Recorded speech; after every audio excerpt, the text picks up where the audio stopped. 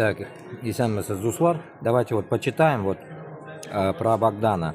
Он ставит работу. Я ищу работу. Я еще когда был во Франции, искал работу. Вот примерно читаем вот это, да? Мы созвонились, ну там что-то там. Я должен был приехать, но я здесь как бы еще не доехал, ну по крайней мере. Ладно, идемте на комментарии. Я посчитал вот это и написал. Почему? Потому что идет наебка. Наебка по заказам и так далее, по деньгам. И тут пошло-поехало. Мне пишет, понял, да? Типа, да, я понял. И тут хозяин этого, Богдан, пишет, Степанов. И вот это вот все. Ну, потом почитаете. И тут у нас диалог идет такой. Диалог мой.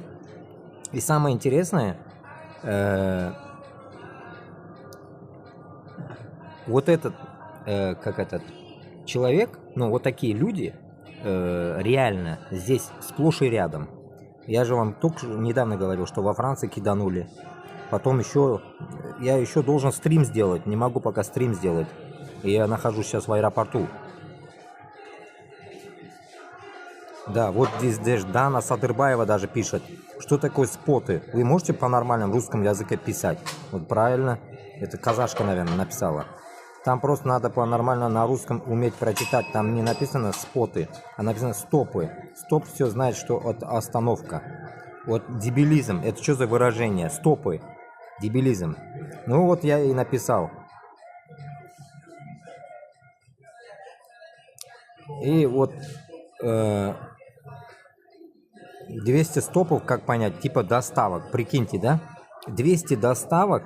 Я посчитал, в день, если зарабатывает вот эти 3500 по 170 евро, получается 200 заказов за 170 евро, 60 копеек получается. Я ему это все накидал здесь, вот здесь. Это просто ужас. Ну и вот его это все взбесило, самое главное. И ладно, даже не в этом дело, а в том, что люди докапываются до документов, типа нужен документ туда-сюда, а в итоге, получается, все работают по-черному. А когда именно приходит вопрос о том, что откуда